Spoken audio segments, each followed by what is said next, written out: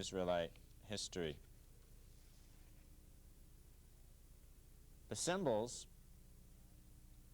represent a variety of religious ideas and practices. Scholars have debated the meaning of these symbols as tourists have visited the synagogue and stood in awe of its beauty and its architectural design. The synagogue was more than just a place of prayer. As you can see, there are rooms to the side. There is space for living, for praying, and there is room for a variety of communal functions as well, as the synagogue was probably the largest public building in the city. The inscriptions, as we saw before, are in several languages, several scripts.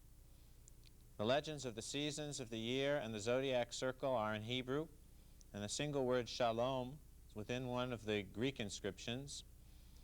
In the northern panel, a Greek inscription is flanked by lions, mentions the names of the founders of the synagogue. In the aisles, there are 3 inscriptions, 1 in Aramaic and 2 in Greek.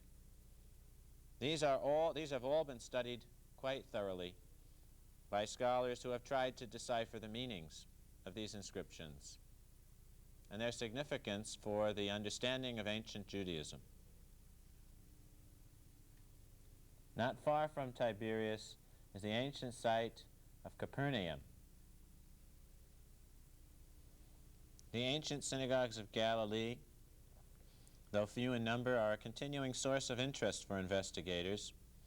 Their inscriptions, which are barely visible sometimes, the monumental structures, their elaborate ornaments, shed light on the artistic trends of the period, on the aesthetic tastes of their builders, and of the interplay of foreign influence and indigenous traditions within Jewish art and religion.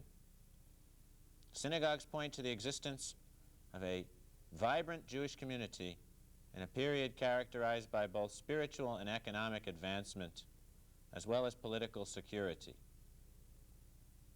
Their decoration is fascinating. As you can see, there are some young scholars investigating this synagogue. But both this synagogue and the one at Korazim were initially dated to the 1st century and identified as the synagogues in which Jesus preached to the congregations as described in the New Testament. However, the date of the construction of these Galilean-type synagogues has now been lowered to the end of the 2nd and 3rd centuries CE on the basis of architectural evidence. Other scholars believe that the synagogues here were built in the last decade of the 4th to 5th century CE. You can see how difficult it is to study these remains of the past.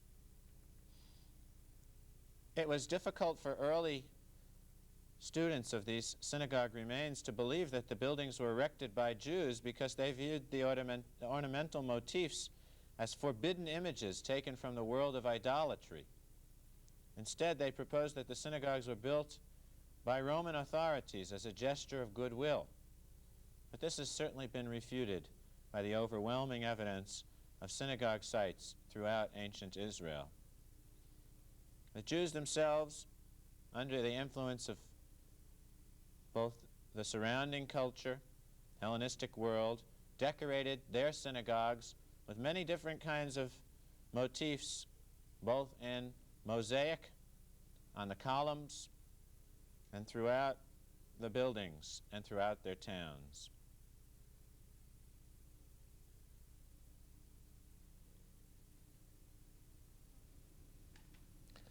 It's a little hard to envision from the ruins how the synagogue might have looked, but some architects have drawn a picture of what the synagogue in Capernaum might have looked like in its heyday when it was being used by hundreds and hundreds of people daily.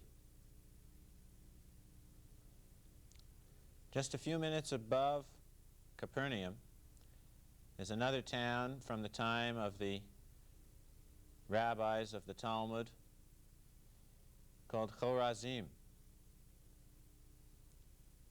Israeli archaeologists are constantly rebuilding these sites, exploring them and studying them. And we came to Korazim on a day when several engineers and architects were working, not so feverishly, on the restoration of this site. Korazim is an interesting site because it reflects the political situation in Israel. At the time of its construction, there were large numbers of Jews who had migrated from Judea to the Galilee in the wake of the Bar Kokhba revolt. In this period, the Galilee contained a dense chain of prosperous settlements. It was an age of peace and security with Rome, which fostered a spiritual revival. In the Israel Museum, one will find a seat that was found in this synagogue at Korazim with a very remarkable inscription. It says, "May he be remembered for good, Yudin ben Yishmael, who made this seat and its steps with his own wealth. May he have a portion in the world to come, along with all of the saints." As many inscriptions, this one is dedicated to the person who provided the wherewithal to build this beautiful seat for the synagogue. Somewhat to the north of both Capernaum and Korazim, we come to the best preserved of all of the Galilean synagogues, a synagogue at Baram. An inscription over this door has been a very famous part of the study of the inscriptions of the Galilean synagogues. It reads, "Peace in this place and all of Israel. Yosei the Levite, son of Levi, made this lintel. May his endeavors be blessed. Peace." As you can see, as we move from one synagogue to the next, there are two types of inscriptions that we find. One deals with biblical references. The other deals with the dedication of the buildings.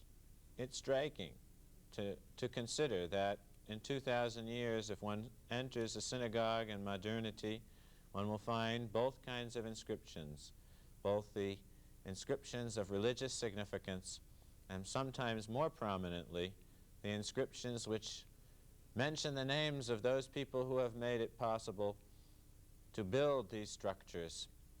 As you can see, this represents probably the best of the architectural examples of the Galilean type of synagogue, with columns along the sides, well preserved, and a remarkable site. Many of the best preserved remains from these synagogues have been taken off of the sites to museums in different parts of Israel.